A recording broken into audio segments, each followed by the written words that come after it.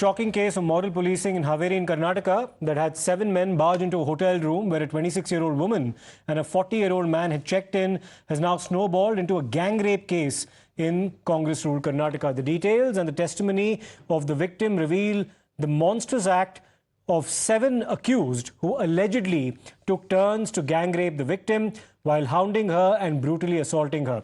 The National Commission for Women has also taken suo motu cognizance of this particular matter. Let's also tell you about the exclusive testimony to Times Now in which the victim alleges that she was forcibly taken to an unknown location from the hotel room. Furthermore, she revealed her agonizing ordeal, claiming that the accused brutally assaulted her near a river and then took turns to rape her in the woods nearby. She also urged the state government to take stringent action against these savages who allegedly sexually assaulted her in the name of moral policing. At 1 p.m., I came to a hotel on 4th Cross from Sirsi. I was sitting in the hotel room. The boys came, they dragged me out and took me on the bike. They took me near the river and brutally attacked me. From there, they took me to a different place in the woods and raped me, one after the other. They boarded me into the car. The car driver was also one of the men who raped me. They dropped me on the road and got me into the bus to Sirsi. I don't know most of their names. I can identify them. They are in the video. They must be punished. Now, speaking to Times Now, the Karnataka Home Minister, Mr. G. Parmeshwara, assured action and claimed that the accused in this case had been arrested. However, the DYSP is on. Once the investigation is complete, we will know the truth. Well, my colleague Neha has been tracking the investigation so far and the developments in this particular case on the part of the Karnataka police.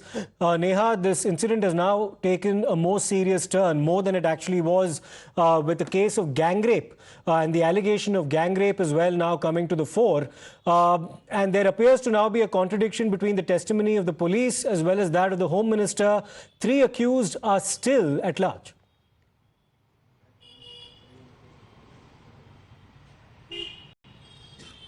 Well, that's absolutely right, Siddharth. You know, initially, of course, we saw that there were 3 names that were mentioned in that FIR that was registered by the Hanagal police, and following which there was a drastic turn of events where the victim here of moral policing went on to allege that, in fact, she was gang raped by a group of at least about 7 people.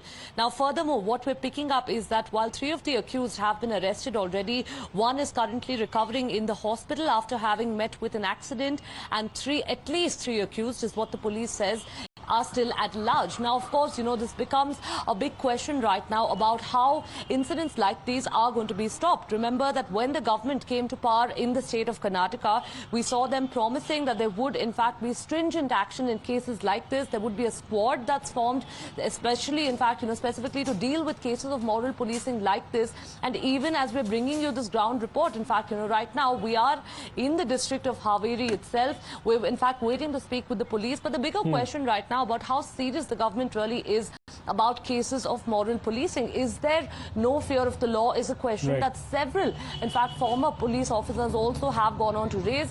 We'll really, of course, have to wait and see. It's one thing to arrest the accused in this case, but the larger question of how cases like this are going to be prevented still remains unanswered by the government. Absolutely. Neha, we'll keep coming back to you time and again now for all the updates pertaining to the investigations in the light of the fact that 3 accused are yet to be nabbed in this extremely serious matter.